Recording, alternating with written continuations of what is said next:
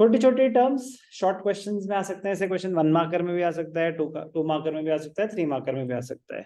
Equilibrium level क्या होता है वो हमें पता चल चुका है, when AD is equal to AS।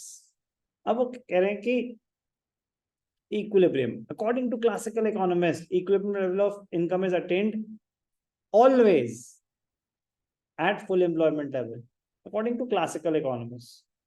But Keynes ने क्या assumption ले रखी है, शॉर्ट रन। तो शॉर्ट रन में but however as per Keynesian theory equilibrium level can be full employment, कह रहा हो सकता है, बट अंडर एम्प्लॉयमेंट भी हो सकता है, और नॉर्मली यही होगा। ऐसा भी हो सकता है ओवर फुल एम्प्लॉयमेंट लेवल हो जाए, कि beyond the full employment level, full employment level तो क्रॉस हो चुका है, उसके आगे अब पहुंच चुके हैं। कह रहा सर ऐसे कैसे, बताऊंगा अभी। According to classical economist equilibrium is attained only at full employment level. Keynesian theory ने बोला ऐसा कुछ भी नहीं है, शॉर्ट रन की असम्पशन ले रखी है, शॉर्ट रन में ऐसा हो सकता है कि इक्विलिब्रियम ना अटेन हो, नॉर्मली ऐसा ही होता है।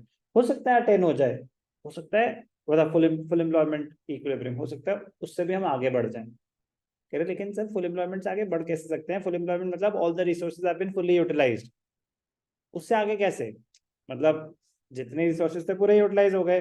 वो हमने पीपीसी में पढ़ा था, ओवर यूटिलाइजेशन तो हो ही नहीं सकती। तो यहाँ पे होती है इन्फ्लेशन।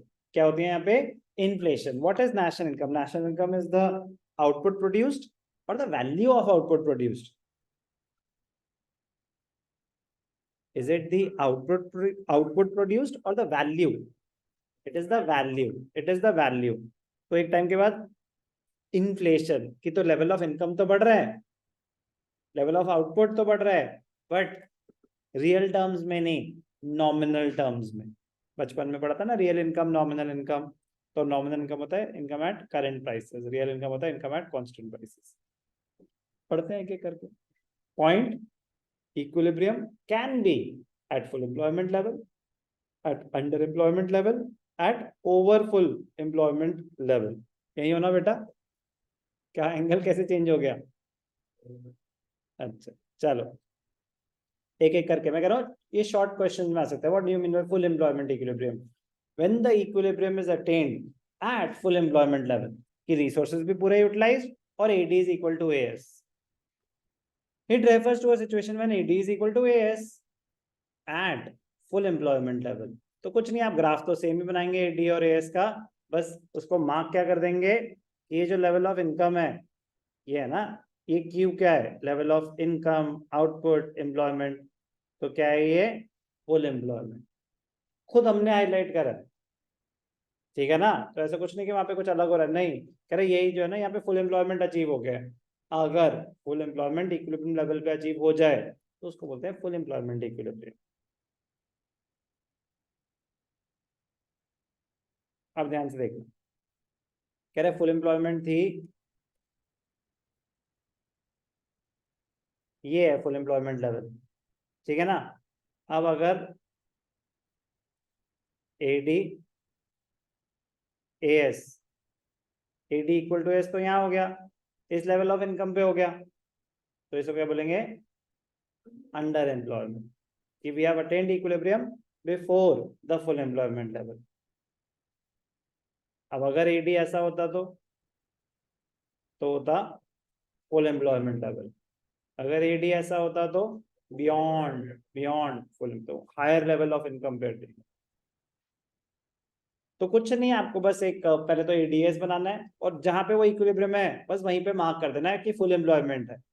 तो डेफिनेशन पता होनी चाहिए, full employment equilibrium is the full because aggregate demand is equal to aggregate supply at full employment level at OQ। ये क्या है, OQ level of output, or those people who are willing and capable to work have a job, तभी तो full employment है। there is zero voluntary unemployment, yes or no, no, there is zero involuntary unemployment, voluntary unemployment को तो consider ही नहीं करते unemployment. तो full employment level क्या होता है, absence of involuntary, absence of involuntary unemployment, be careful. Full employment level, under employment जैसे मैंने बताया ना कि फुल एम्प्लॉयमेंट था आपका यहाँ कहीं, फुल एम्प्लॉयमेंट था यहाँ कहीं, उससे पहले इक्विलिब्रियम अटेन हो गया eight a level which is less than the full employment level, तो उसे बोलेंगे under employment equilibrium.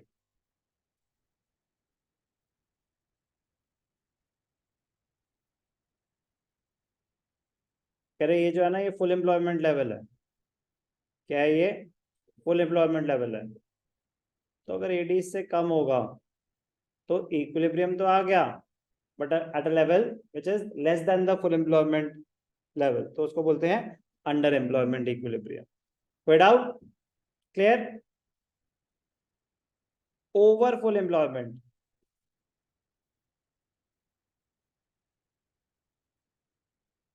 AD S, ये है फुल एम्प्लॉयमेंट लेवल। ये क्या है? Full employment level. अब अगर एडी इससे भी ज्यादा है तो ये जो आपका इक्विलिब्रियम है ये क्या है? Over full employment level. ठीक है जी, क्लियर? कोई डाउट? स्कोरिंग चीजें हैं, प्लीज स्कोरिंग रहने देना। According to Keynesian theory, equilibrium can be full employment equilibrium, underemployment equilibrium और over full employment equilibrium। तो जो मैंने आपको बताया था कि सर ओवर कैसे पॉसिबल, कैसे है कि जितने रिसोर्सेज हैं उससे ज्यादा कैसे एम्प्लॉयड, उनकी वैल्यू बढ़ रही है बस, आउटपुट नहीं बढ़ रहा। मेरे पास 50 सीटें हैं, ठीक है ना, और 50 की डिमांड है, तो एक तरह से फुल एम्प्लॉयमेंट का एग्जाम्पल हो गया। मेरे पास 50 सीटें हैं और 60 की डिमांड आ गई। अब मैं क्या 60 सीट्स बना सकता हूँ?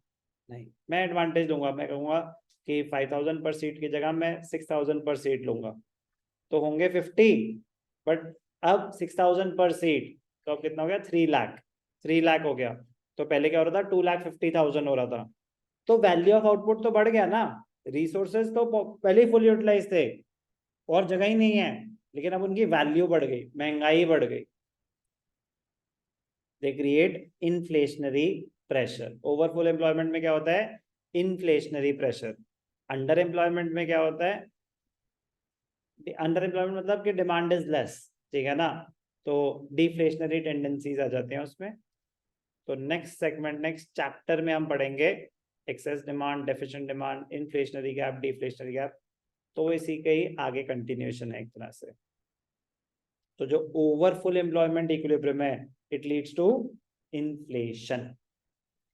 Over full employment equilibrium signifies planned expenditure is equal to planned output at a level which is higher than the full employment level. However, in reality, क्या ऐसा हो सकता है क्या? Actual output cannot increase beyond this level. कह रहा अगर पूरे रिसोर्सेज यूटिलाइज्ड है, पूरे रिसोर्सेज यूटिलाइज है, 50 सीट थी, 50 की 50 फुली ऑक्यूपाइड है, कह रहा आप नहीं बढ़ा सकते और रिसोर्सेज ही नहीं है, तो उसको 60 डिमांड है, 60 सीट्स नहीं कर सकते। कर सकते हो? कर सकते हो? नहीं कर सकते ना, जगह नहीं है। फुल्ली मतलब फुल यूटिलाइजेशन का मतलब ही क्या होता है? All the resources have been fully utilised, you can not increase the resources now. Output तब तक बढ़ सकता है जब तक रिसोर्सेज अवेलेबल। सर बता ना कि शॉर्ट टर्म आउटपुट बढ़ा दो, तो वो हम अज्यूम करते हैं ना हम शॉर्ट रन में है, तो मतलब यू हैव सफिशिएंट रिसोर्सेज, तभी आप बढ़ा सकते हैं, तभी वो शॉर्ट रन की अजम्पशन। लेकिन आप ऑलरेडी अगर फुल एम्प्लॉयमेंट पे पहुंच चुके हैं तो आप आउटपुट नहीं बढ़ा सकते। तो अब जो फिर बढ़ कैसे रही है फिर सर इनकम? वो वैल्यू ऑफ आउटपुट बढ़ रही है सर। क्या बढ़ रही है? Be careful. Actual output cannot increase beyond this level. Economy is already at full employment. There is no idle capacity. So any increase in AD beyond the full employment output will lead to increase in the general price level. It will create inflation and there will be no real increase in output. Only nominal